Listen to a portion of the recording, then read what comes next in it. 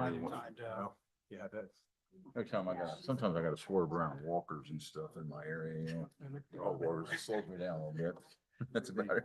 They just can't get out of the way when you're driving 40 or 50. Nope. Okay. You're good to go for life. All right, folks, turn your think it phones and timed out pages on on us. silent. I did that at my meeting the other day. We'll now call to the order of the, What's a pager? council meeting for the city of Huntingburg. Start with the pledge of allegiance. I pledge allegiance to the flag of the United States of America and to the republic for which it stands, one nation under God, indivisible, with liberty and justice for all. Let's pray. Dear Father God, thank you for all those that are here today to serve the city of Huntingburg. We thank our council members and for their passion, for the love of this city and for the decisions that they make here. Ask now this evening to be with us that the decisions that we make here may be for the benefit of all the citizens of Huntingburg. For these things we ask in your son's name. Amen. Amen. All right. Do I hear a motion to approve the minutes? I'll make a motion to approve the minutes. I'll second the motion. Got a first and second. All those in favor? Aye. Any opposed? Motion carries. Do I hear a motion to approve the claims? I'll make motion to approve the claims. I'll second it.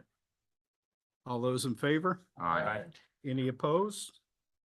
All right, motion carries. Thank you. First thing up on here, we've had a request, and if you want to speak to, bring up and introduce yourself. I know who you are, but people online need to know. We do have a consideration of approval for a revolving loan fund request from somebody wanting to buy Hometown Music. My name's Kinley Steffi. You're presenting the revolving loan fund application for Logan Dyer and Laura Schuster. They are wanting to buy Hometown Music. They originally requested $170,000 for the revolving loan fund. I presented this to the revolving loan fund committee.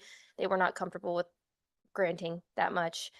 Their proposal is $25,000 for 5 years, with us being second in line for the collateral on that loan. But they have to have the proof of all of the other funds being accepted from other grantors. So before they will actually approve it. Who's the borrower? I didn't get that. Logan Dyer and Laura Or Schuster. Schuster. Logan's actually here this evening. Oh, Yeah. So we had a chance to meet downstairs. And what's the collateral? the collateral will be the building on 4th Street, the hometown. Will be a second mortgage? Yeah. second To the bank? Yes. Or second to the first. Okay. Okay, and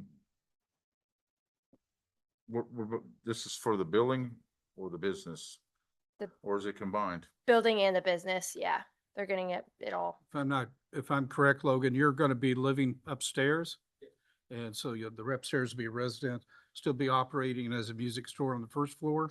With subtle changes, I'm sure, with what you do. Kind of done a little research, so. Okay. So the motion would be to approve the $25,000 contingent upon remaining project funding, including associated terms. Those terms, of course, puts the city in a second lien position with assets listed, the building and other assets listed as collateral. You okay with that, Phil?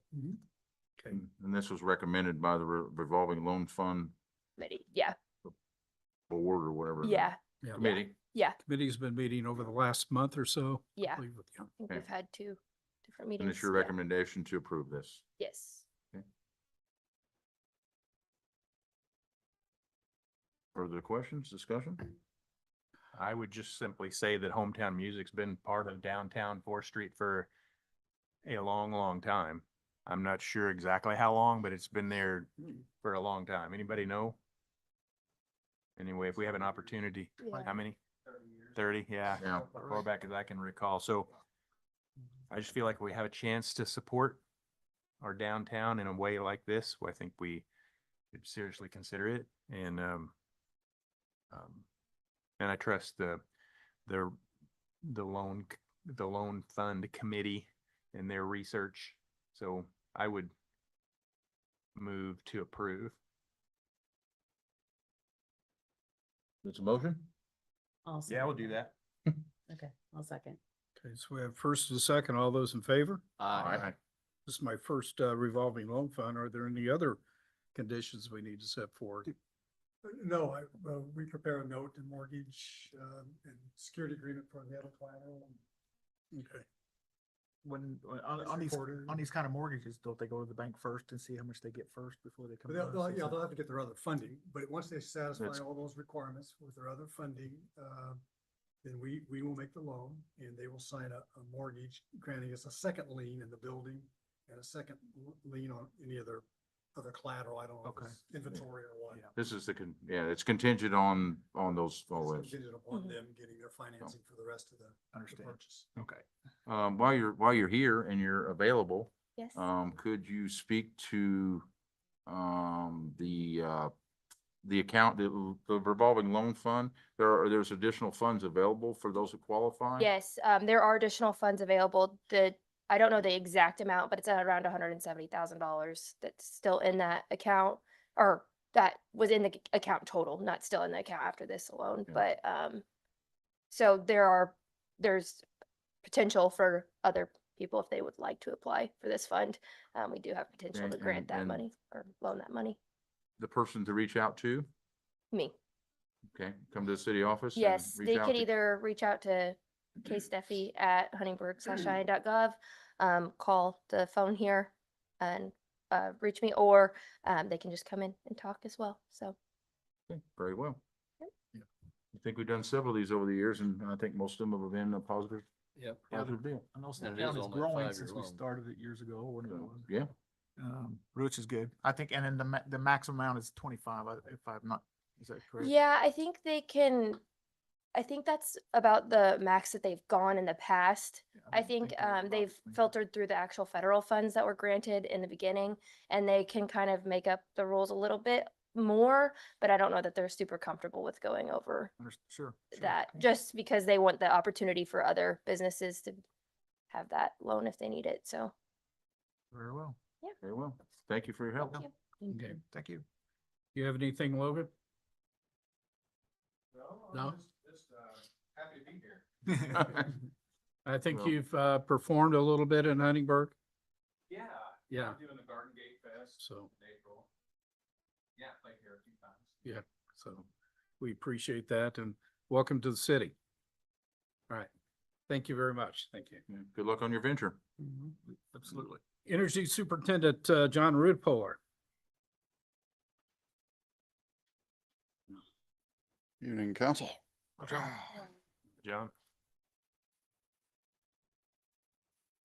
Start out with the gas department.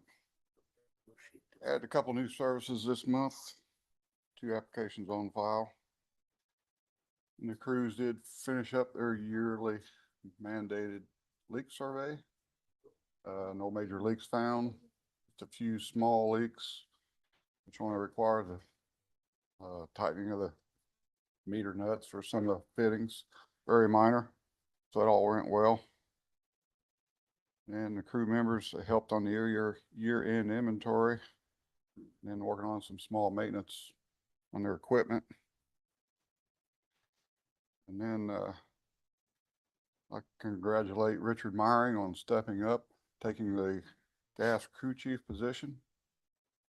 He's got over 10 years experience. With the untimely passing of, crew chief, but feel like the transition's going smooth. I'd like to thank the crew and Kim Howe for everybody stepping up during his passing.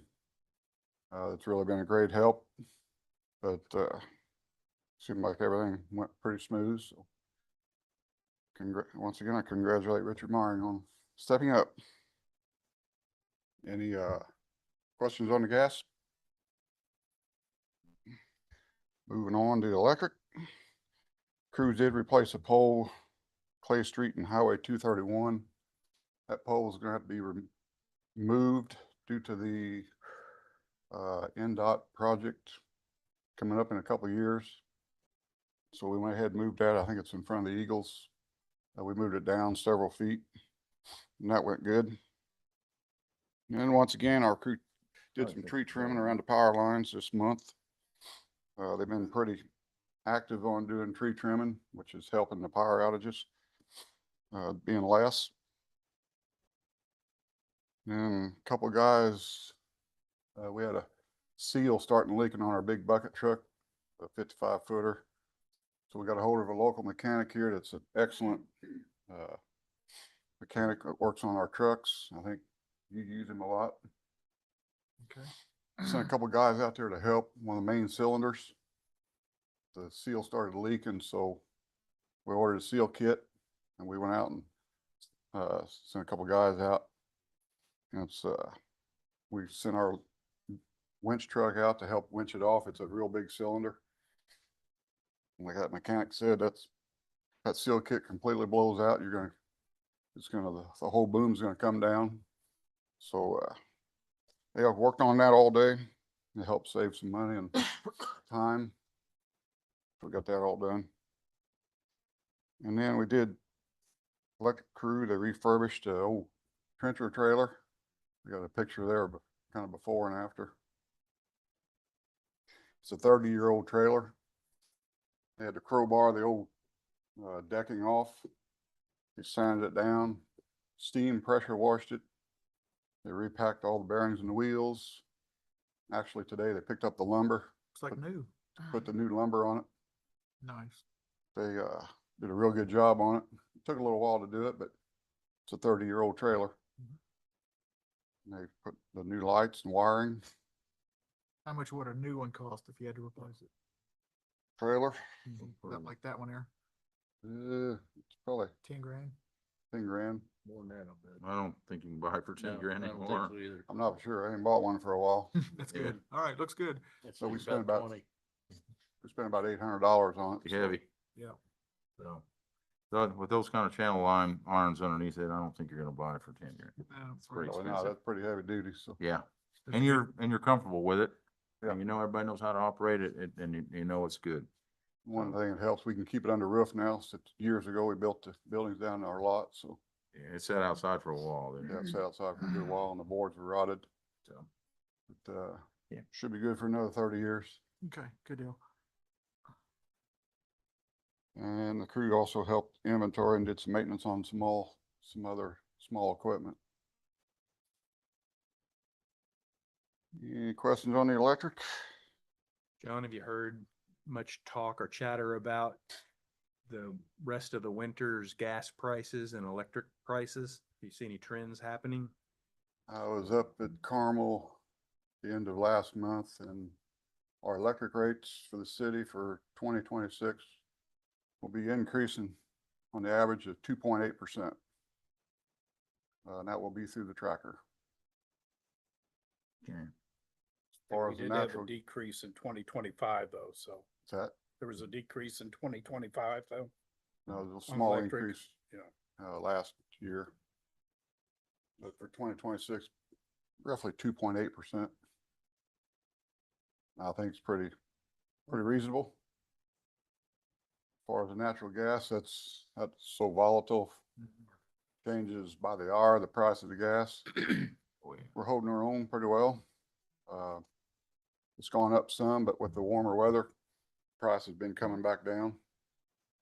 But early in the month, when we had that cold spell, kind of spiked up some. Of course. But it's so volatile, it changes so much. But I think on the average, doing pretty good. Days like today, I don't use a lot. Yep. Yeah. But electric's pretty steady. It'll be steady all year round. Yeah.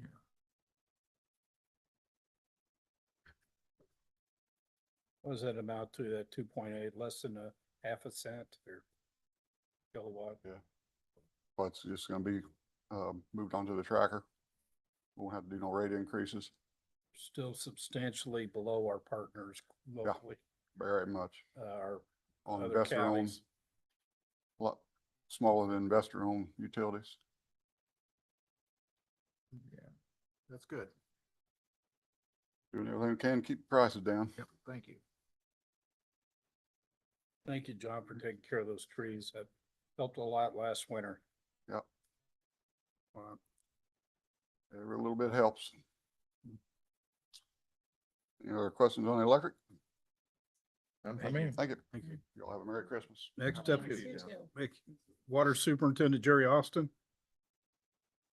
You want to start with the mower replacement or? We'll hold off on that one. We'll say that for the end. something easy? Yeah.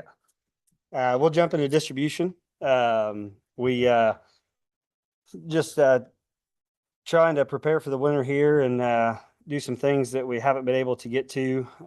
We do have a walking trail that's goes completely around the city lake. There's quite a few people out there that use that daily. But we did spend some time there doing some maintenance on that trail, clearing some trees that have fallen.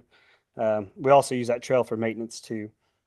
And then we had a few places throughout the city. We had a service line we had to replace on Sycamore Street, a fire hydrant we had to replace on First and Chestnut, and a meter pit that we had to dig out and replace at First Avenue and Geiger. With those three spots there, all the departments are running pretty thin on employees this time of year. Everybody's using their PTO. So we did go out and prep those areas and poured concrete in those areas to get those put back in a timely manner. From there, we had a valve box at 7th and Van Buren that has gotten broken. Not sure when or how, but we found it and got it replaced. And then we had a new water customer service install this month. From there, we had our dams inspection. We have that biannually. And one of the things that the dam inspector did comment on was the top of the dam. This year, we went through a dry spell, a hot spell. So whenever the dam inspector was there, the grass had kind of burned off a little bit. We usually cut the dam fairly tall as far as the grass goes, but a lot of foot traffic on that dam. So we did this year, went through and we brought in a slit seeder. We did seed all that off, added fertilizer and lime to that to help with grass growth there. And then with one of the community crossing grants for paving, the city will be doing 8th Street between Washington and Clay this year. When the paving crew was in Clay Street doing that road this past year, they questioned the depth of the water and gas utilities down 8th Street. So while we had our vac out, I got with John and we potholed our water main and gas main there to make sure that everything's going to be kosher. That way, when the paving crew comes in, they'll be able to dig down to the depth they need and build the road back up with no hidden surprises. Then from there, we did the street department has a 2-inch flush hydrant at their facility that they fill their street sweeper with. That was leaking, so we did send a couple guys out there to repair that from them. From there, we jumped to our filter plant. Just doing our biannually preventative maintenance there on valves and actuators. We did have a chlorine bulk tank. We have two tanks, roughly 2,000 gallons. We self-generate our chlorine, our disinfectant. It's a sodium hypochlorite. We have 2 machines that have it's like a lead battery cell. It's not lead, of course, but like a battery cell in a lead battery. And we run soft water through that. It puts an electric charge on it, and it creates a disinfectant for us. So we don't have to handle gas cylinders and things like that. It's very, very dangerous to a human being. One of those tanks the side of it did present a crack. So when we were looking at replacing those tanks, we got with the company we purchased our chemicals from and the tank company and found that the tanks that we had were a little undersized with wall thickness and things like that. So while we were replacing the one, we did go ahead and replace both of those.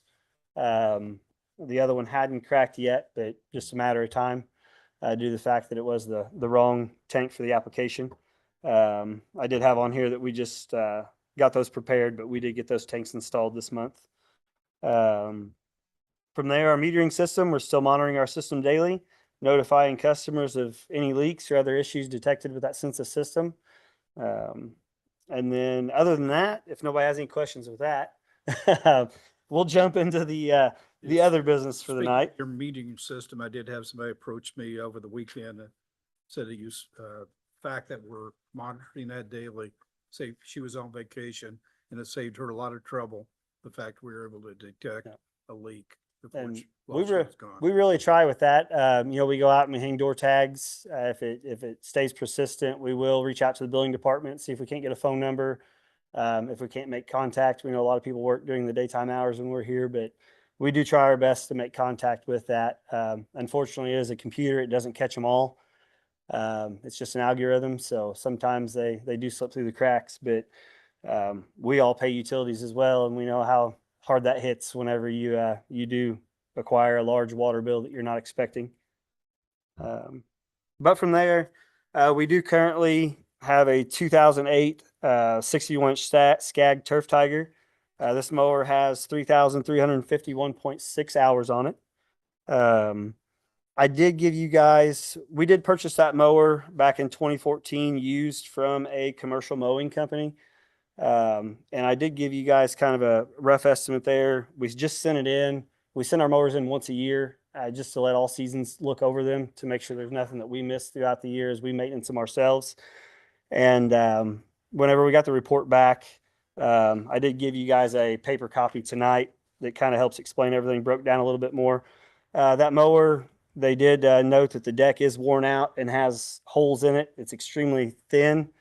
The left hydro pump's leaking, needs repaired. The seat suspension's broke on it, and the engine has a head gasket leak, as well as all 3 deck spindles are need to be replaced. Seems fine. Yeah, seems perfectly fine. Problem. With 3,351 hours on a mower, you can only imagine. We've got our money out of that mower a few times, I believe. I agree with you.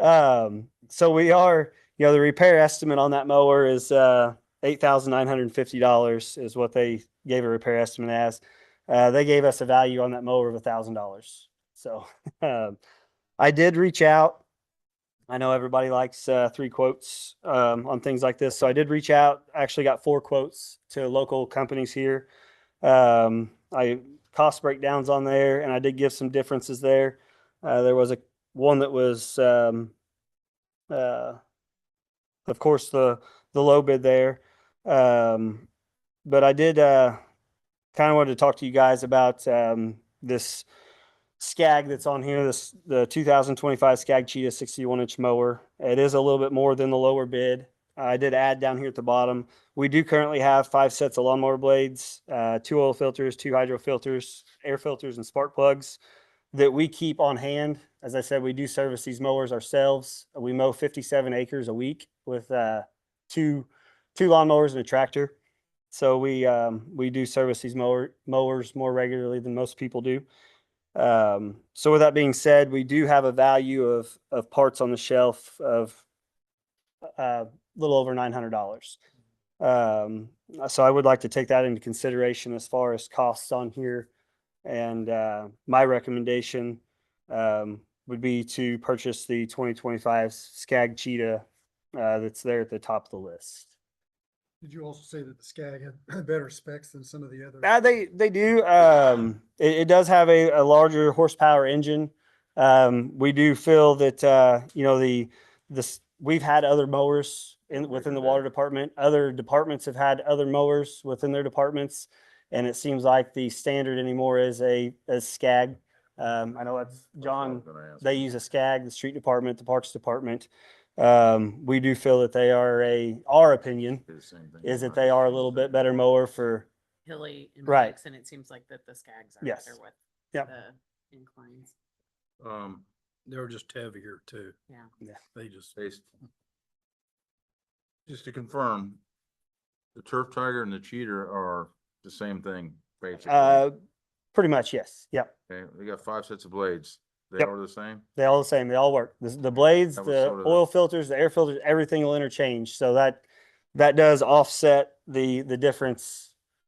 I'm just verifying. Yeah, I no, don't- you're good. I don't have a problem with it. Nope, 100%.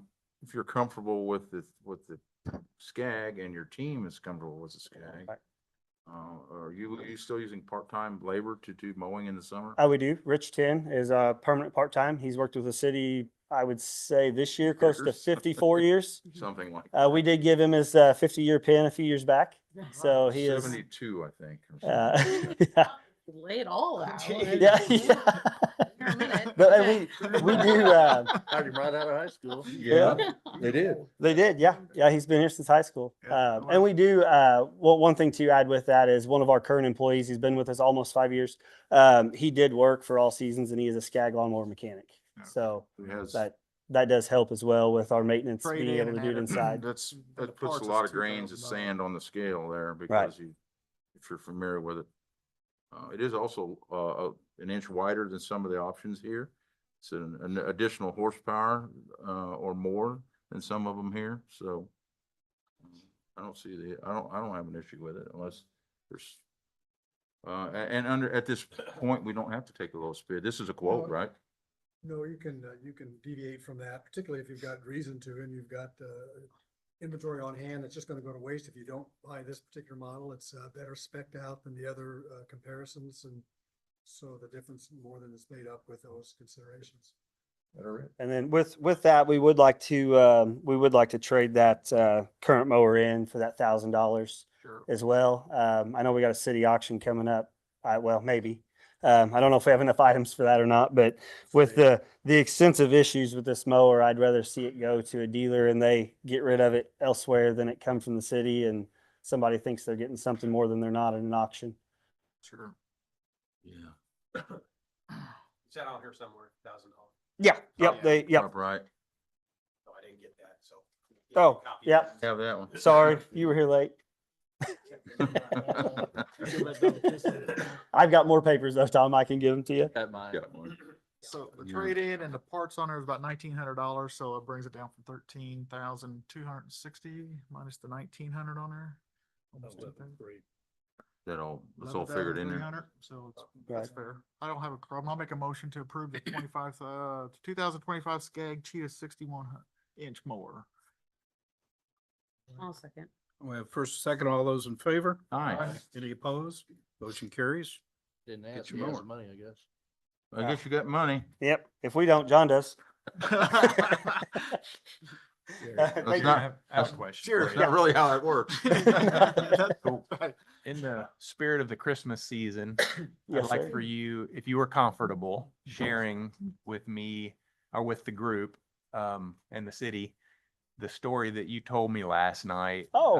When we ran into each other at the school. Yep. No, I apologize for that. We take for granted, I think sometimes that the gas will be on when we need it, or that the electric will be on, and especially water. We just expect that that's always gonna be there, and you guys go to a lot of sacrifice to make sure that that's the case. And anyway, I was really impressed with the story that you told and was hoping you might be willing to share it. Yeah. No, I'm sorry I missed it. The report was due before that, so it wasn't in here and honestly didn't slip my mind. But no, it was last Tuesday, about 3 o'clock. Everybody was getting ready to wind down and go home. And we got a phone call actually from Patoka Water that we had water coming out of the ground just east of the water plant facility there by the overflow. So we went down there and sure enough, we had a water main leak. Nothing out of the ordinary. It was a 360 crack. You normally see those with freezing and thawing of ground shifting. So we got that water main break repaired. Nothing out of the normal. About 6 p.m. we were done with that and we started turning valves up. We always throttle the water down, but we always try to do it with at least 20 PSI of water on the lines. That way we don't have to issue boil advisories. So at 6 p.m. we got done. We started turning valves back up. Unfortunately, it was the one I myself was turning up. And as we've talked in the past with our valves, they have bolts that hold them together in two pieces. This valve was installed many years ago with the original plant that sat there at the spillway, previous to 2003 when our new plant, 2003 when our new plant was built.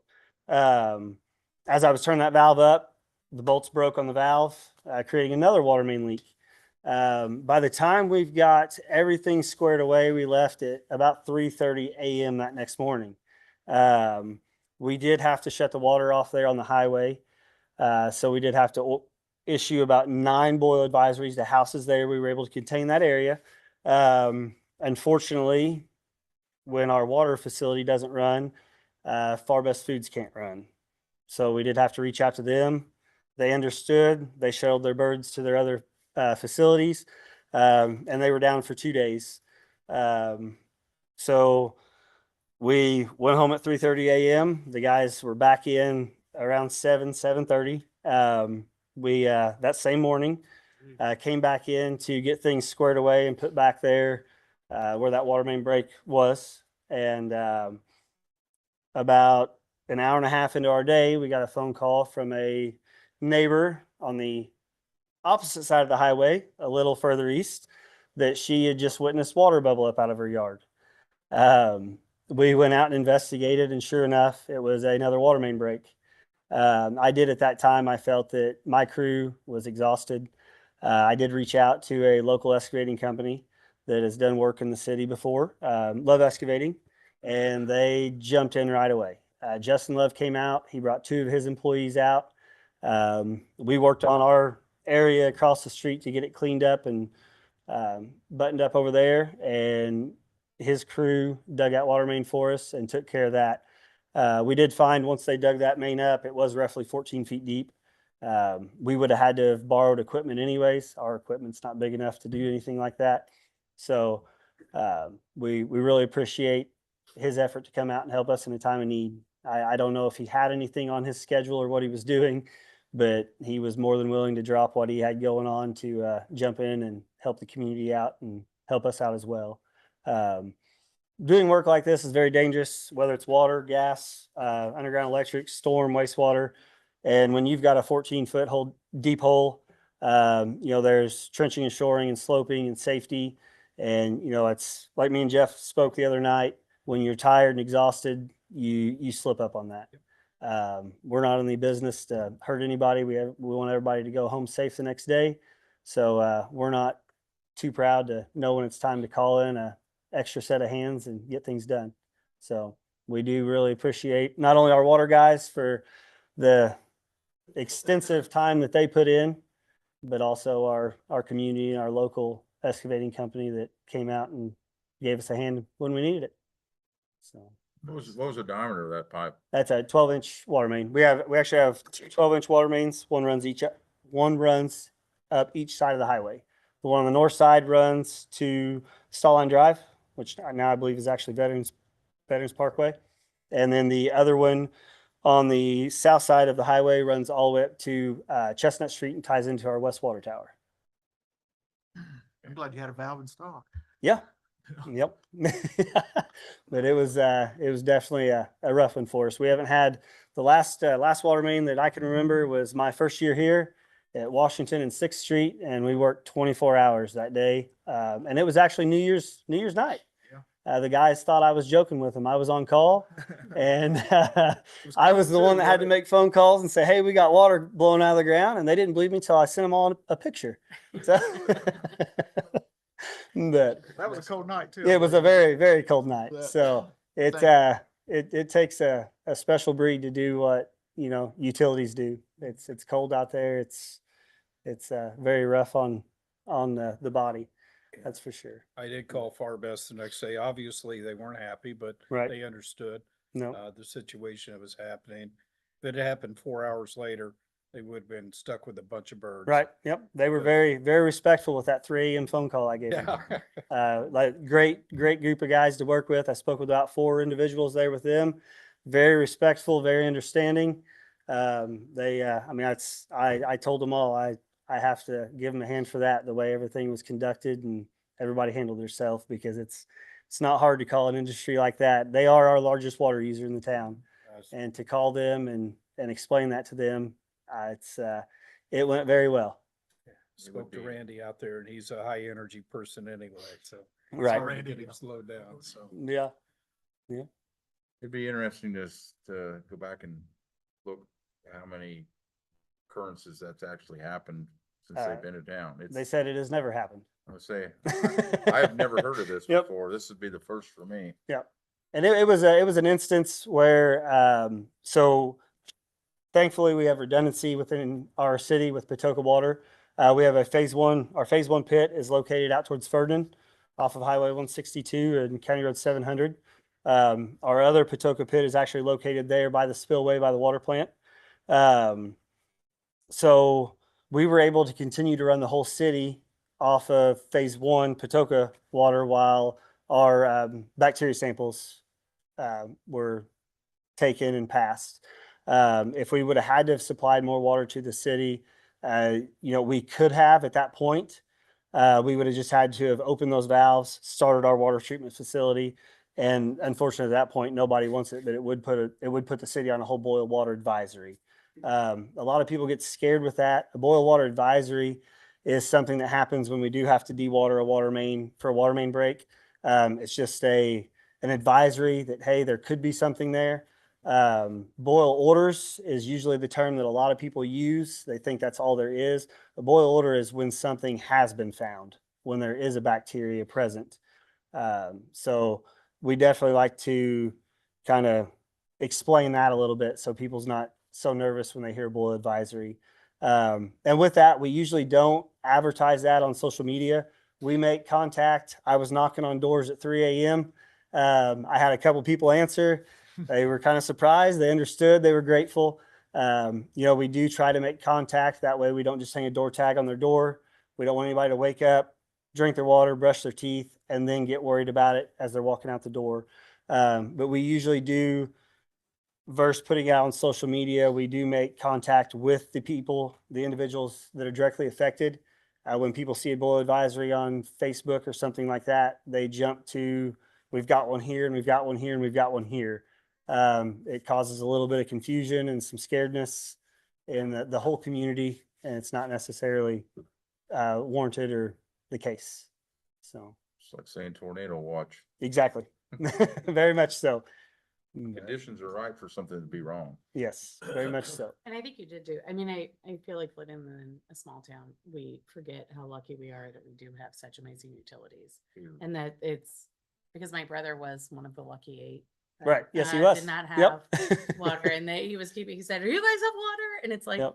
yeah, I think. Yep. So I was like, you can come to our house, Yep. but just how quickly it was resolved, and that is amazing. Yeah. Because in bigger cities, it would be a 2-day ordeal, or that they wouldn't, the care that you take to help people as much as possible and to limit the number of boil, for the whole city. That's huge. And I really do appreciate that. And I think all the citizens do. So thank you. Yes, Thank thank you you. both for all that you do. Absolutely. Preventative maintenance and just caring about our citizens. Right. So thank you. Great That's- teams. We Great teams. appreciate it. That's unfortunately, we're both, I know John's in the same boat we are. We've got 100+ year old infrastructure, and we are constantly updating our infrastructure, but we can't update it all overnight, unfortunately. So I'm sure it won't be done whenever I'm passed. Somebody else will, it's a never ending battle. But Yes. we do try our best for the community. So we really appreciate that. Thank you, guys. All right, Thank you. Thank you. Appreciate You it. guys have a Merry Christmas. Thank Thank you. you. Next, we have City Attorney Phil Schneider. Yes, at the November 25th meeting, in response to quite a bit of public comments, the council passed a resolution on the minutes to place a moratorium on the approval of development plans for commercial solar generation facilities within the city's extraterritorial jurisdiction. And specifically, this was relating to the AES Crossvine development. Since that meeting, I've had more of an opportunity to do some research on what we can and can't do. The Indiana courts, both federal and state, have held that the declaration of these kinds of moratoria on approval of zoning requests or planning developments constitutes essentially an amendment to your zoning ordinance. In order to amend your zoning ordinance, there's a process you have to go through, and I think we're somewhat familiar with it. First of all, it has to be initiated amendment has to be initiated either by the council or by the plan commission.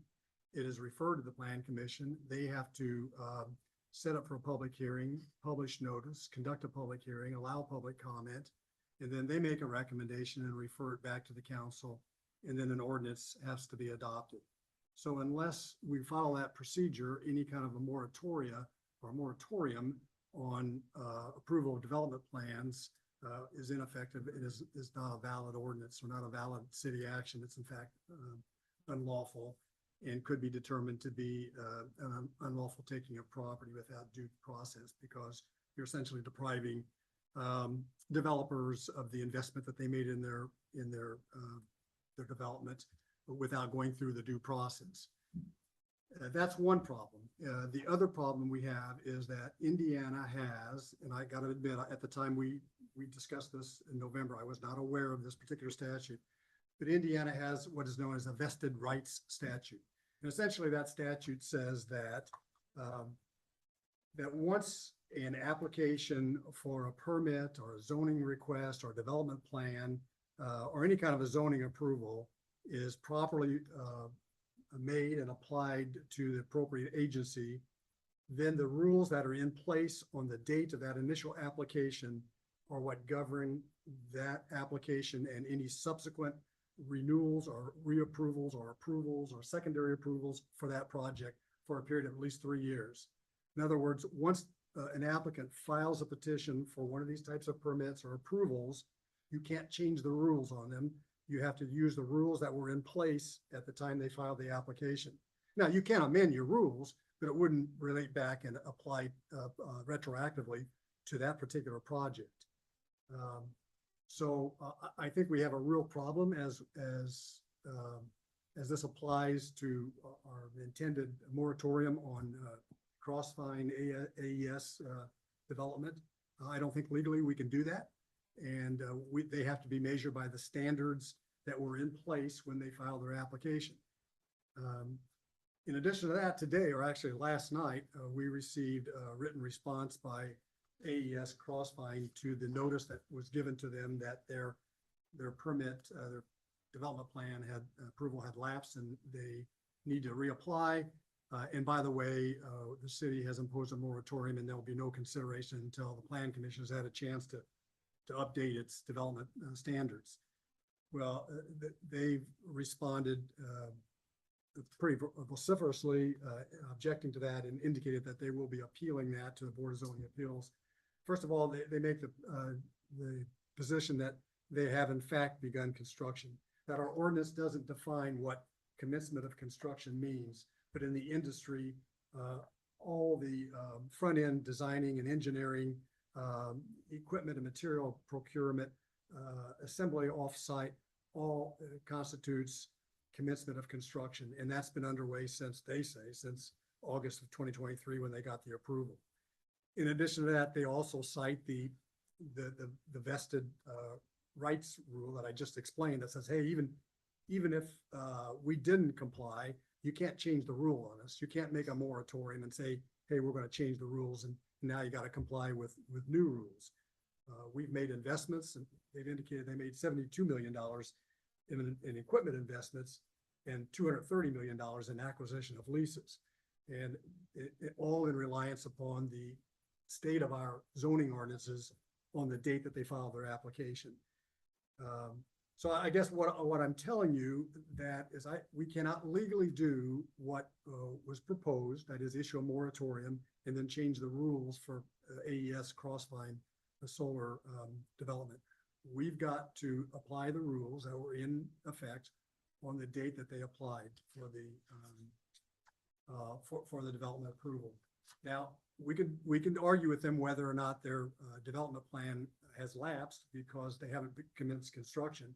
But at the very minimum, we have to allow them to reapply and use the same standards that were in effect on the date of the first application.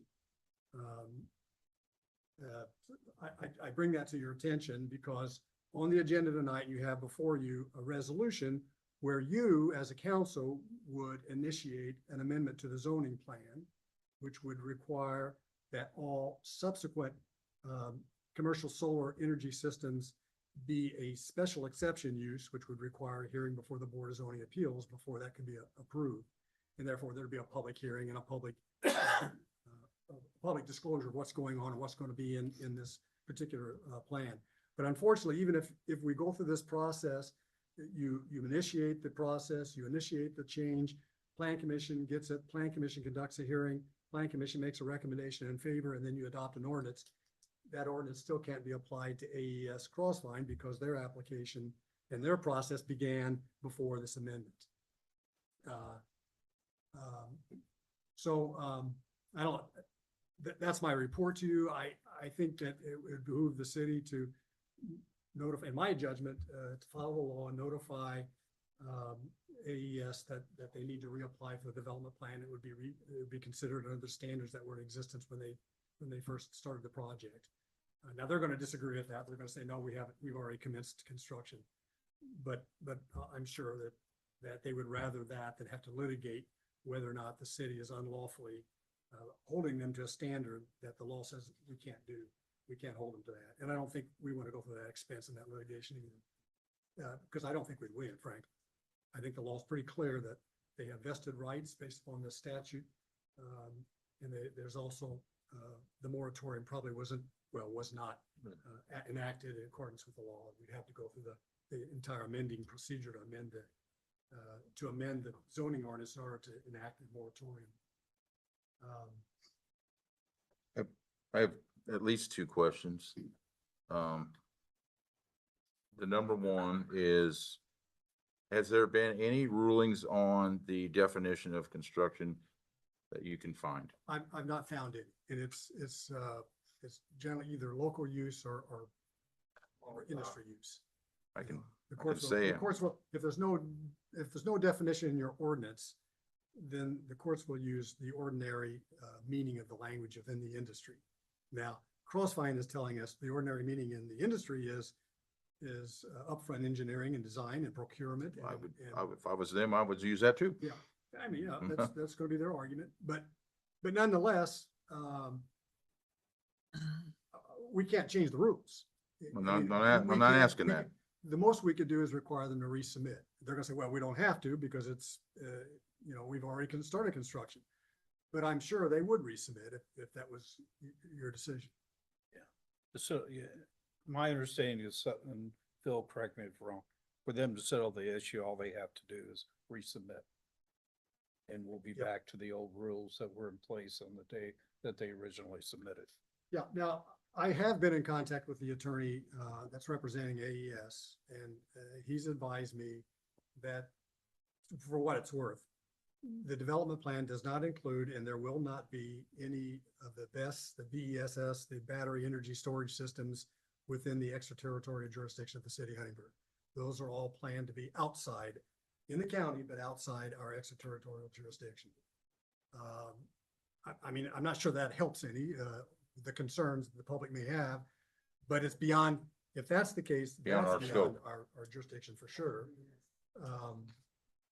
He's- And the other thing is, there was an indication that they may be willing to negotiate some of the setbacks and other, those restrictions, make them wider or longer or more distance than we More currently plausible. require.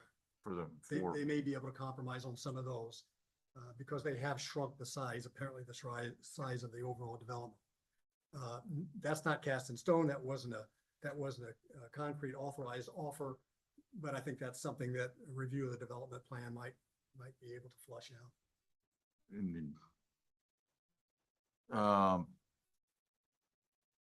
the second half that I think this is interesting that they haven't ruled on constructions, and I would encourage them. If it would be my recommendation, if we cannot get them to, if we have to adhere to the original formula is what you're saying, I would request, it would be my decision. If I was making, I would request them to, make the formal request again, because I don't believe that they've started construction. I think- I believe that, somebody else has started construction out there on a substation or something, but they haven't started construction. I tend to agree with you. Mhm. Now, they do say that they've done some meteorological survey equipment and done some some subsurface survey of utilities and that type of, I don't know. I mean, Yeah. is that construction, is that commencement of construction? That's No. all semantics. I Okay. don't know, but Is, so I what, think they would gladly resubmit rather than litigate, spend the money to litigate this. what is this get us started down? Explain that again. I would be in favor of, even if we cannot, even if it does not apply to this company, to this project, I think that the city of Huntingburg needs to relook at this, and I think that we need to make this stricter for our jurisdiction. Well, I agree, and that's why I prepared that resolution where you could, if you so choose, initiate this change. Unfortunately, it's not good. It may can't not be apply to- retroactive. Can't be retroactive, but it would, for any future developments, it would apply to them. And it would be a special use exception. They'd have to come before the Board of Zoning Appeals at a public hearing and submit their Sure. plan and get the Board of Zoning Appeals approval. So after doing the research, you've got a resolution that would initiate that and direct the Plan Commission to conduct the hearings and start that process. But that resolution that I prepared originally also declared a moratorium, but we can't do that. So I've prepared an amended resolution that just takes that section out. That we can't declare a moratorium without amending the original. The original, and it's not gonna apply anyway, because we want to put in this special exception application. So I still have some questions too. I'm gonna feel for these folks that are outside the city limits, but are gonna have to live next to this thing. I also still fear, after something I heard this today before this meeting from someone, Janet's son, who's a expert in this battery business, talking about how far away these things would have to be if there was a fire. You can't put them out. You got to let them burn. And the distance that you would have to be away for those batteries, the distance the batteries would have to be away from our schools and these poor folks' residences and the farmland that's going to be destroyed because of the chemicals that come out of those batteries. I get that there's a line, what's inside the 2-mile jurisdiction line, we can control. The county, I'm not sure what they're planning to do, if anything, but I'm gonna guess they are subject to the same rules. But I also question, that's what I had written on here, definition of construction. I think so Phil, you have told us in this letter, and you mentioned once before, that you're representing landowners that benefit from Yep. this project. I think we need, if nothing else, but just for the sake of public appearance, we need to get another law firm. We're to- in the office. And I've recommended that because We're in I the think floor. you should have an objective view, get a second opinion on this whole issue as to how to Right. handle it. So I think we're gonna incur that By the way, I expense. might just back up a little bit. I no longer, I represented these landowners in the negotiation of those leases when they negotiated them. And at that time, of course, the city was fine with solar energy generation. It was permitted in our ordinances. So I had no idea that this was going to be a conflict at any time in the future. My representation of them has now ceased. They've signed their leases, but I must say that it is in my client's best interest for this to go forward. They're going to course. realize lease rentals on this property that they wouldn't realize if the city were able to shut it down. Because that is an apparent conflict of interest that I have, I would encourage you to get a second opinion. Yeah. And Well- not rely on my opinion. Well, I don't know if the council needs to allocate money or budget money for something like that, but if we do, I would like to suggest that we go ahead and do that. The second thing, outside of the definition of construction, is the fact that all of this was done without ever a mention of lithium battery storage on site. And I wouldn't say we were enthusiastic about the previous solar panels. There was still a lot of pushback. People didn't like the way they looked, but that was our own city's power provider proposing it. We always have felt, John, like we're on the same team with IMPA, and we went along with that proposal, and it's operational, but they never proposed putting batteries on that site. And when this came before us previously in 2003, it was never mentioned that there was going to be battery storage on that site. And No. I asked the same question. They said that's because there is no plan to put them in within the city of Huntingburg's extraterritorial jurisdiction. Yeah, they're not telling us because it doesn't That affect seems us. sneaky though. Well, It does. That, I don't- that seems very sneaky. But I've also heard that these batteries could be located near their Petersburg plant that has somebody maintaining it all the time. Can we, is that something that, because I think, I don't think people love the idea of solar panels, but I don't think they're scared of solar panels. The fear is Exactly. the batteries. And so if they're willing to do that, I think we could have a lot more public positive opinions on it, you know, that jurisdiction. it is, but I think sometimes it's just when you're a company coming into a community, it's better to come in They have to, friendly than. if they have to County- reapply, Perhaps the county should join in that request. that would be great. Well, I think we have County learned a little doing bit anything. more since 2 years ago what batteries are doing now. You know, we didn't know back then. I don't think I think I'm more educated now about these batteries and what they can do and can't do and what we can't do with them or whatever. Well, If we would have known that back then, I think that would have been a good topic to talk about. Yeah, speaking of batteries, sorry, I can't remember your first name. Kevin, would you mind to address your background, your knowledge of the topic and what you told me before the meeting and anything else you want to add to it regarding the batteries? My name is Kevin Schnell. I'm a mechanical engineer. I went to Rolls-Holman up in Terre Haute. And my capstone project was selecting battery chemistry for a hybrid electric powertrain vehicle. We designed the battery box, we selected the chemistry, and we went with lithium iron phosphate due to the actually just reduced cost was what we selected it for. The main reason that these lithium iron phosphate batteries are less popular is because per unit of volume or per unit of weight, they hold less energy than like your cobalt nickel style chemistries, which is what you will see in like all the Tesla vehicles or your laptop or your cell phone batteries. That does not really mean that they're drastically safer. They have a lower incidence of starting on fire in the first place, but as with all of these lithium battery chemistries, they will burn in space. They don't need any air, anything.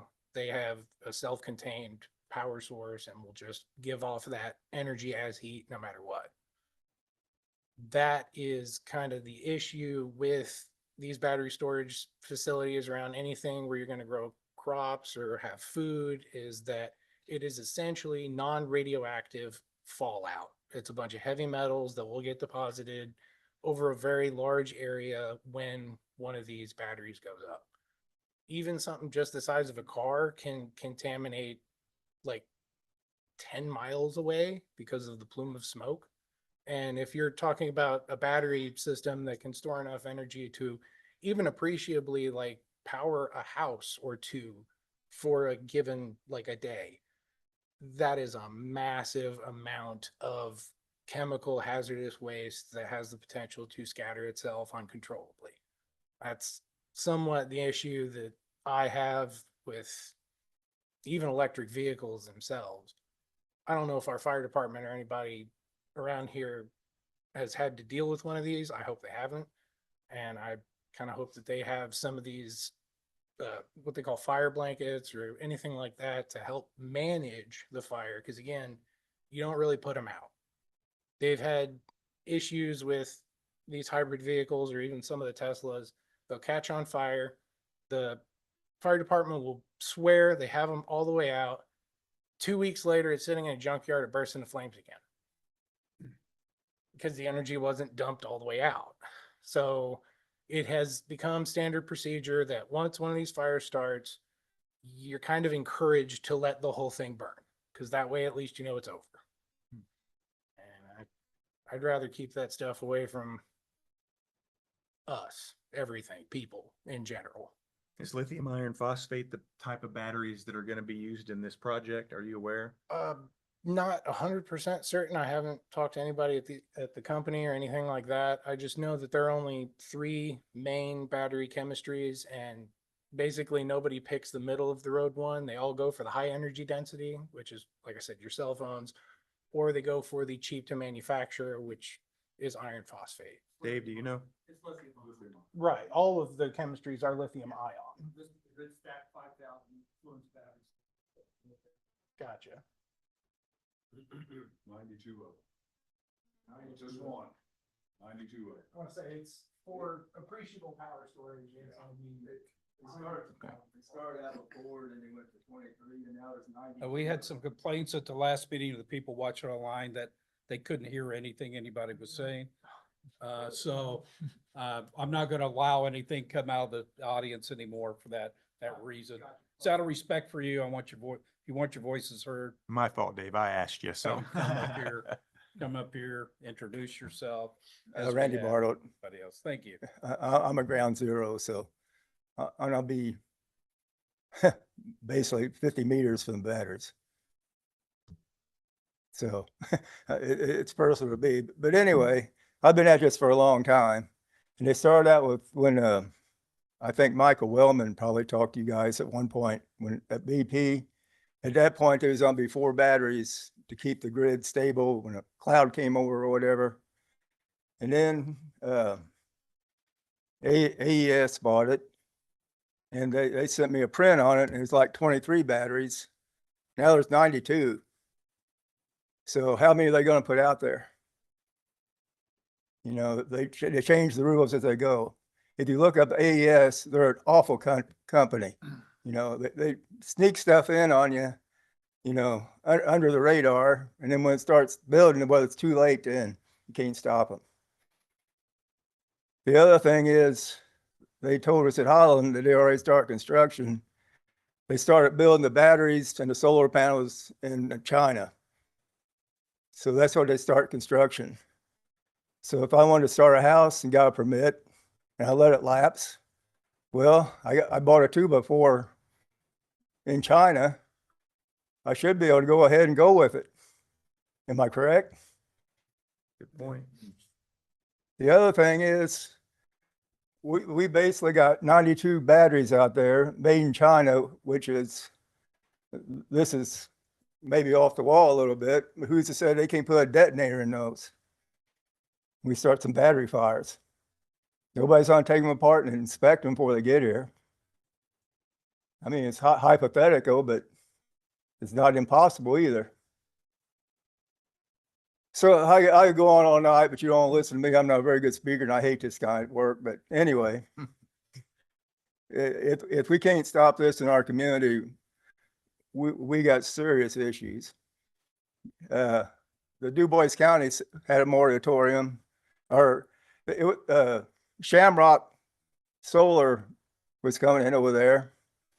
And with days, the commissioners decided they're not having ordinance to keep any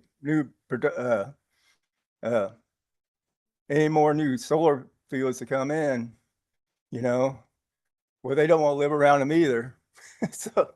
so, you know, they put an ordinance in right away to stop everything. So I think we got this all sneaked in on us, and surely there's something we can do to stop it. Thank you. Thank you. So, Yeah. I did the same thing you did. Looking for complaints. And then there's complaints.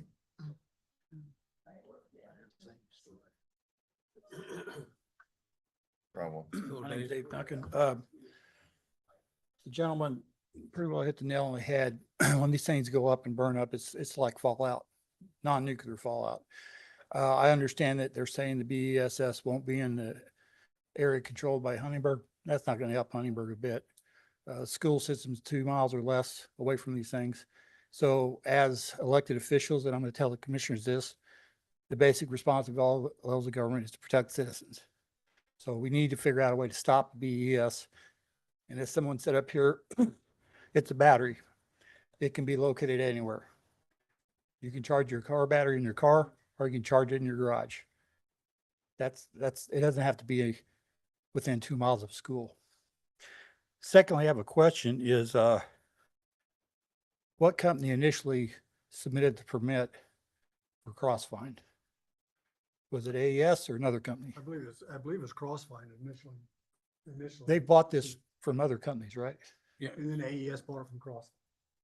It may have been Light Source. BP, It was BP BP Light Source. Source. I think BP's initiated it. Yeah. So BP initially put it the permits in, and then AES eventually Not owned sure it. who- So my question is, are they grandfathered? BP. Well, it's the project, not necessarily the developer. I'm not sure who the applicant was. Crossvine Solar One LLC is the applicant. What's the date of that? That was for the, yeah, that was for the development plan, June of 2023. 23? And they initially, someone else initially put a permit in, correct? Not AES. I don't know that. The only Okay. one I know is this permit. Okay, well, I know. regardless, that's something we Yeah. need to find out, right? Okay, just give you all update. I've written a letter to the Indiana Department of Homeland Security, to the county commissioners, and also to FEMA concerning not just this one, but potential having 3 of these across the western side of the county. Crossvine, Duff, which is almost done, and Shamrock, which is proposed for 2030, which is North Ireland. And I think I've said that before. You're going to have 3 of these BESS systems upwind from Jasper and Honeyberger schools, everything. And as the gentleman said, you're looking at fallout. It's got hydrogen fluoride in it, which will burn your lungs up. That's all I got to say. Thank you, Dave. Thank you, David. So it seems to me that they don't want to litigate it. We don't want to litigate it. So there ought to be some form of negotiation about the location of these batteries and the setbacks from these folks' homes. We might only be limited to what's inside our 2 miles jurisdiction, with the county really being more responsible for this, but what we do might be looked upon as leading if we do it right. And if we can somehow, I mean, I don't know, I'm not a lawyer. I don't know what our rights are. It feels like we were misled either by accident or fraudulently about whether these batteries were about batteries being on site. Like maybe we were tricked a little bit into approving something that we didn't know the real extent of. And that just really bothers me that a company would come before an elected group of people and do that. They likely knew that batteries are going to be in this project and just chose not to say it. We just got to remember, we got to be careful what we say here too, because some of these things were not, whether it was batteries or not, it wasn't required in our UDO development. That everything was disclosed, so that's probably one reason that we picked it, but the UDO itself, is pretty lax, let's just put it that way. In regards to development on solar, in my opinion. It's not only solar, but I don't know if you've been reading about data centers throughout the United States. That's So our next one. That's the next one that probably needs to be addressed, our UDO that's not there. I mean, Yes. when our UDO was adopted, these large solar fields were not on the radar. They just weren't on the radar. Not in this state. Yeah. No. So we gotta get tougher Right. on both of those. Data centers use a lot of, resources. They're tax exempt, so we don't gain anything from them. There's a lot of bad things in regards to data centers. Very little employment, if any at all. Yeah. Build it the contracts. No employment other than building the building usually. Did the landowners know that they were going to put batteries on their property when they were The negotiating? land, yeah, no, the leases did provide that there would be energy storage facilities, which were batteries, I guess. I mean, it was disclosed what was all gonna be in there, but I But don't know. we if were they never- described them as batteries. But we were not aware of that. Well, we were, I mean, our planning department was because it described what all was in the development. But but these battery systems are not going to be in our extraterritorial jurisdiction. So, I mean, It's like having a smoking section in a restaurant or a peeing section in a pool. It doesn't matter if it's on our side of the line or somebody else's listen, side of the I'm line. not trying to defend it. No, I know, I I'm know. just telling you, I'm trying to keep the city of Huntingburg out of a very expensive lawsuit. Yes. Very expensive lawsuit because they've got over $230 million invested in this. They're not going to walk away from it. They're not going to walk away from it. They're not going to let city of Huntingburg tell them they can't do what they want to do when they know we can't prohibit it. So I want to proceed cautiously. I think we need to maintain a good relationship with them so that we can maybe negotiate the best deal possible. And It's gonna gang be up- negotiation. and also partnership with the county, because the county's got the same concerns. The county's in a little bit lesser position than we are because they don't have planning and zoning. And so essentially they can't really do anything They're, without planning and zoning. they're one of the like 11 counties left in the state that do Yeah. not. The county did just what you guys did, though. They do have a moratorium. Well, They're gonna that try won't to hold go. up. On Yeah, future. It might not be that won't hold up. legit. Yeah. And Phil's right. The original contract did say battery energy storage systems, or down battery, just said storage systems. Electrical. Language 23 contract. The only thing I want to tell you, you were asking about when the construction begins. At their informational meeting on that Thursday night, it said construction will begin in 2026. It didn't say the construction was already going on. It said it'll begin in 2026. And that's why they should be required to resubmit the development plan. I think we all Right, agree. they that. told us Agree it wouldn't that. begin until 2026. They dispute that, but I don't think. It Is says there's it that on a, the is that a wall. verbal statement? It's on the wall out there, and I got a picture of it. It said construction will begin in 2026. We could use that.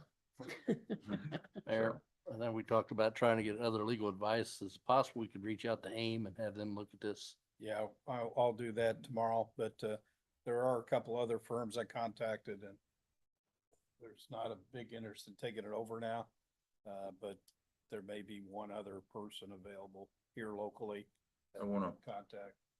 So we'll Okay. continue, and the next question's gonna come up is how much can we afford to spend? Cause it will be an expensive process. I do want to It go on. won't be $20,000. It won't be 30. It'll be much more than that. I do want to go on record as recalling, if I recall this correctly. It was my understanding that when this was presented, as presented, it was presented that we could not in good conscience, deny them because it had met our UDO at the time based on the information presented. Yeah. Am I saying that right? That is correct. The only thing we could do is declare that their development plan had lapsed. Now, And then legally, the only thing we can now do is say, so you gotta reapply. You gotta present it again. We Start wanna over. look at it again. We wanna make sure it complies with our development standards. Maybe we missed something on the first time around, but you waited too long to do anything, so now reapply. I think we should do that. I agree. So how do, do we make a motion for that? Do we sign this thing? Well, is this the resolution? it's actually an administrative, it's a plan commission, planning administrator's administrative decision. If you're in support of directing him to withdraw the moratorium and direct that AES refile their development plan, he can issue that order. He can withdraw his moratorium order and say you must submit a new development plan. Now, I don't know if you feel comfortable doing that without having had the opportunity to get a second opinion. Because I hear know you feel like I've got a conflict. I don't think I do. I'm trying to direct the city and keep it out of a lawsuit, a very expensive lawsuit. I feel like this, I don't know. I think it makes the whole entire thing makes me very sad.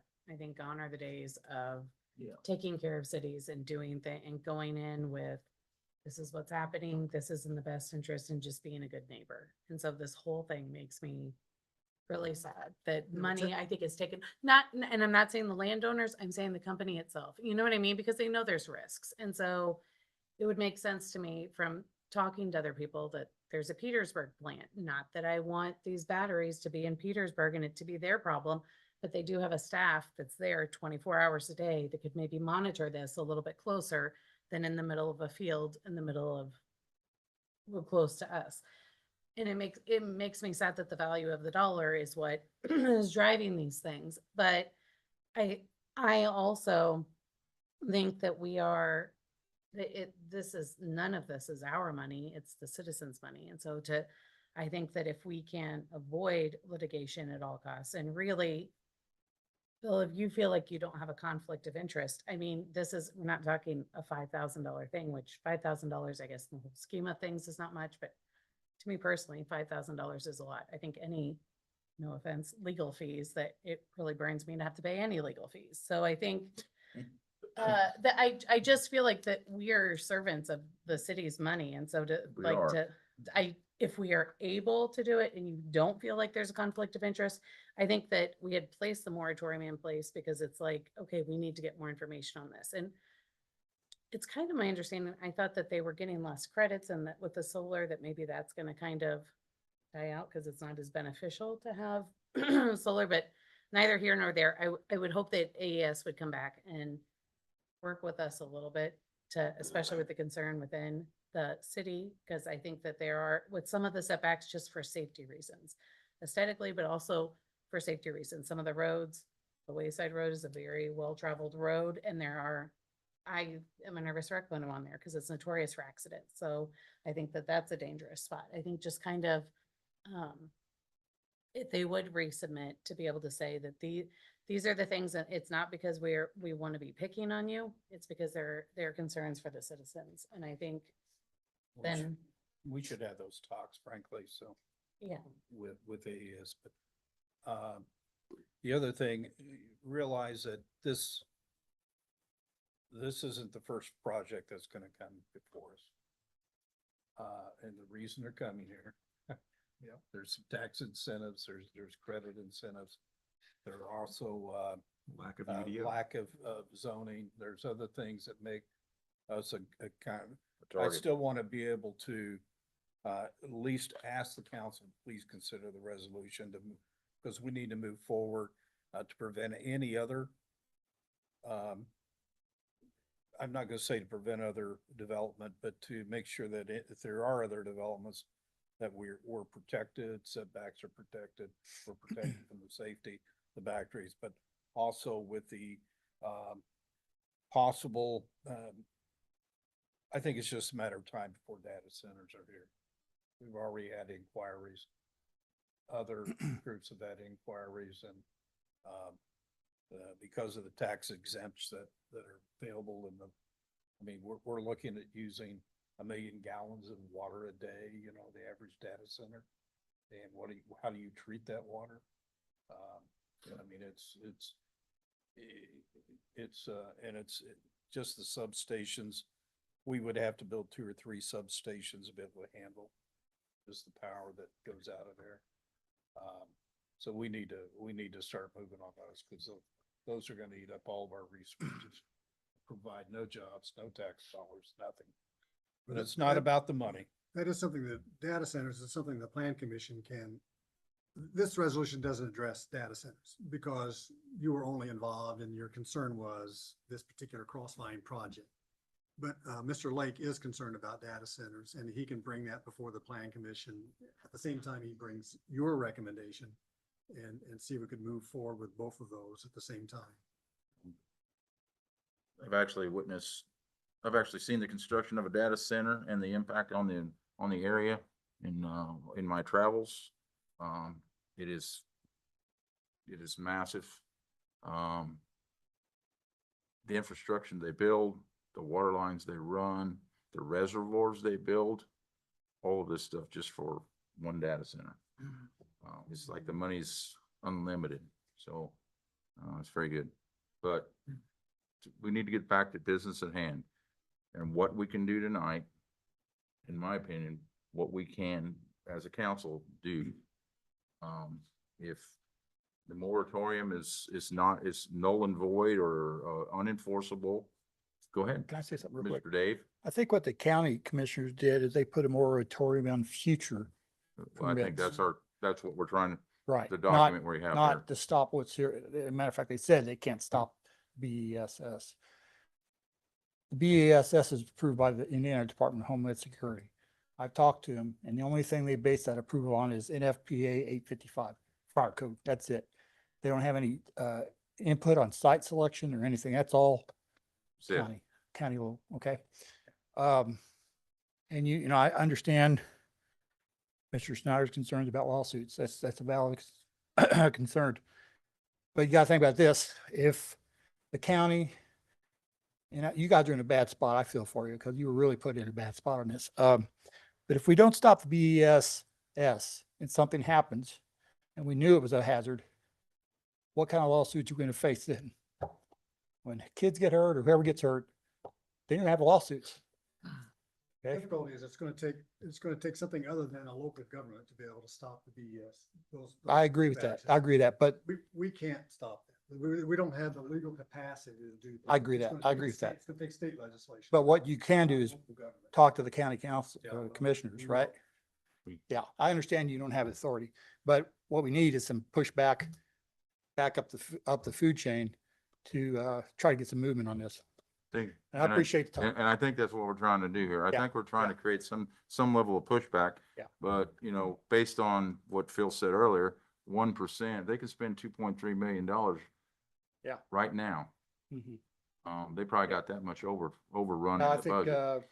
I think, you know. Moss Landing in California, when it went up, was 400 million write-off for the power company. Didn't even blink an eye. So, Right, so They just raise we're- rates. we're at a disadvantage, Oh, yeah, definitely. as far as financially, but just a little pushback. I do think we need to do something to create some pushback though. Yeah, and to Phil's point, you can attract more flies with honey and vinegar, right? So if you can work with AES and get this BESS out of here, Okay. there's no reason technically for it to be here. Okay, thank you. Okay. Thank you. Dave, one more thing, Dave. Your last statement there, no reason for it technically to be here. It's a battery. You told me one time that, I think it was you, that shared that this battery can be anywhere. It Yeah. could be at Pike County, Mhm. it could be here. Yeah. It doesn't matter that it's right on site where the electricity is being Nope, generated. unless they're not getting clean air credits, unless that battery's right next to the solar field. But I know there are individual standalone battery storage fields with no solar field around them. What they're doing is they're trying to, what they're doing is during peak demand, load demands, okay? And a lot of this goes back to the data centers and AI centers because they are a constant load. So what happens is at certain times of day, you have a spike in load. So they're using these batteries to ride through that spike. And so that's what they're there for. They're not there to feed 14,400 homes, like they say. I mean, they could, but they're to ride through this load spike. And that's usually in the morning or evening. So, and load centers or, data centers and AI centers are constant load. They take up a lot of power. I read an article yesterday that the data center they're talking about putting up, I think it's LaPorte, 2.2 gigawatts. That's almost a full output of both Rockport power plants. That's how much power they use. So they're just trying to play catch up. All right, thank you. All right, thank you. I did feel to mention earlier, I do think the city's always had a vested interest in the opinion of our constituents. When we discuss the solar field that we currently have out there, we had to move that. We moved it in several different variations before we settled on a spot that was at least most agreeable to most of the citizens, that it was out of sight, it's farther to the west, it was in a valley, it wasn't right out in front and center. And I do think that we spent quite a bit of time on that. And we also we actually get Look on our system. we get that energy onto our system and we get to utilize that power. That was also another driver where this is not. And it So, doesn't have batteries. Hmm? And it doesn't have batteries. right, so, The big thing. okay, so. How do we go Next forward? step. Well, the resolution you have that I posted needs to be amended.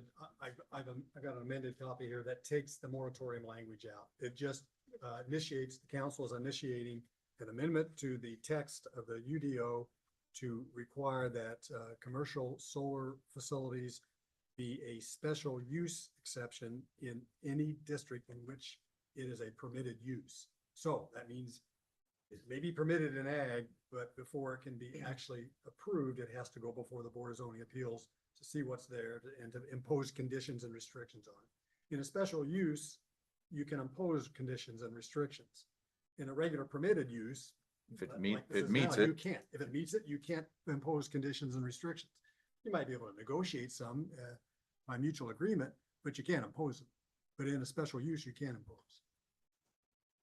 So you're removing section 3. Removing section 3 and the title also drops declaring a moratorium on the approval of such uses. That would be resolution number. Resolution 2025-30.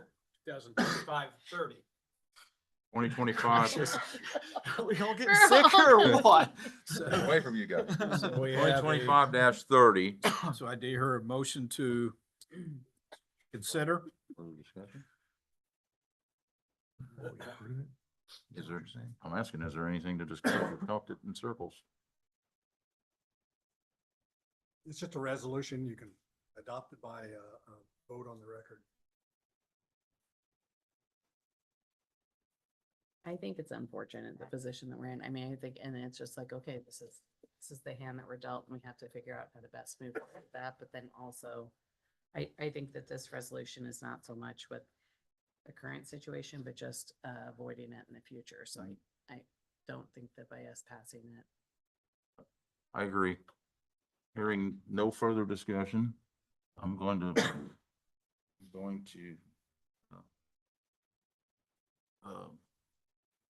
make a motion. Recommendation, make a motion. All right. Yeah, it's a resolution, so it's a motion to adopt. Pam seconds. I do have a roll call on it just because I thought you maybe all want to be on record. Okay. Kissling. Aye. Bell. Aye for now. McFerrin. Aye. Nolte. I, Ware. Aye for Five now. ayes, no nays. Okay, A resolution can be changed next meeting if we had to, right? Yeah, but I don't know why you'd want to. I mean, it's, We're trying to stop future development. We can't stop this. yeah. Horses out of the barn. Okay, so do we need any official action to ask the planning department to request they reapply? Because we, the way it stands now, they have an order that says your permit is lapsed. And by the way, you can't reapply because we got a moratorium. They would appeal that to the Board of Zoning Appeals. Right now, that's their plan, and that would, again, involve a lot of hearings and the Board of Zoning Appeals, if they did not reverse your decision, they would appeal to the Circuit or Superior Court, and they would be litigated. Okay. One option would be to withdraw the moratorium, that motion that you made on the November 25th meeting, and instruct the planning director to require them to resubmit their development plan. We're prepared to do so, so that discussion occurred today too, so. As long as we feel there's a consensus that we should go forward in that manner. I think that's really our only option forward right now. I'm gonna assume, without hearing anybody arguing that point, that that's where we need to go, so. I don't think we need anything, a vote for that, do we? You really don't.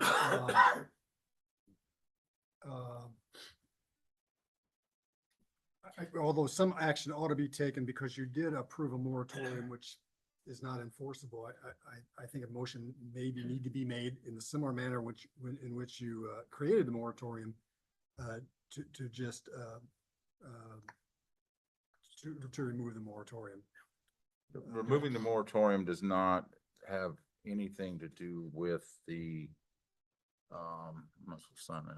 No, it has to Does go not on. give them permission to proceed. No, No, does not give them, does not, it just it acknowledges. that doesn't it doesn't undermine the fact that we think they haven't started construction. No, in fact, the instruction to the planning director would be require them to resubmit. You haven't started construction. Okay. You're suggesting that they likely won't resubmit if they think there's a moratorium still in Yeah, place. they'll just take it. Go to legal forward. They'll just go through, How long could all that take? years, could take years. I don't know. It depends on who runs out of money first. Let's- How Come much money on. we got? Come on, devil. One more question. Is this not all pending, depend on whether AES was grandfathered, if they wrote asked for the original permit or not, and if they are grandfathered when they did ask for permit, because it was previously owned by other companies.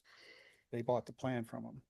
So does their permit, I don't think that doesn't affect, the original applicant was, Crossvine Source Number 1 or whatever.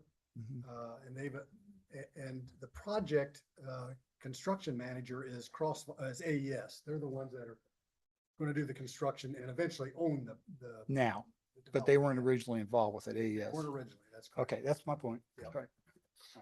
So would it, I don't know why I keep thinking this, but if we're gonna hire a firm that is more experienced in this type of litigation, should we maybe not do that before we start passing resolutions That's and, fine. and, um, Maybe we should table it because we just got this dealt to us in the last 48 hours. And that's fine. So what would happen is, Crossvine AES, they have to file an appeal to, Paul Lake's determination or to our determination by January 2. Within 30 days of their notification, they have to file an appeal. So they will, if you don't take any action tonight, and I'm not suggesting you have to take action tonight. If you don't take any action, that'll force their hand. They'll have to appeal to the Board of Zoning Appeals. January 2nd, By January 2nd. next Friday. And they will do that. And so then it goes before the Board of Zoning Appeals and the Board of Zoning Appeals will hear the same arguments I've made to you tonight and the same arguments that Crossvine has made in their response. I think I've furnished you a copy of that response. Yep. And they're going to be asked to determine whether or not to uphold Paul Lake's determination that they haven't commenced, and also whether or not the moratorium is enforceable. And if they don't rule in favor of AES or Crossvine on those two issues, then we're in court. And we're still only talking about our jurisdiction. They're just in our extraterritorial jurisdiction, which I think is about 600 acres, I believe. Yeah, out of the total acreage, I don't know what the total acreage is. Some of that is, is Or a floodplain. floodplains, which won't can't have be any- developed. That won't have anything in it. So it's not all that area. Who determines if somebody's gotta be working there or not? Now, somebody keeps saying Weeks a over in week. Petersburg or wherever, somebody's probably gonna got it all stay drafted there up manning the anyway. facility. Is that right? Tim, I don't know anything One of about them this. comes Yeah, Okay. I don't know. Is that what you guys said? Somebody's gonna be maintaining, be on location all the time at the other facilities? Petersburg, they already have. What's that? It's at a power plant. Cause it's at a power plant, right? Okay. Like, From what I've been told, we have people, 1.8 people, whatever that is, on site during the day. I'm not sure where those people live out, what the response time will be. Okay.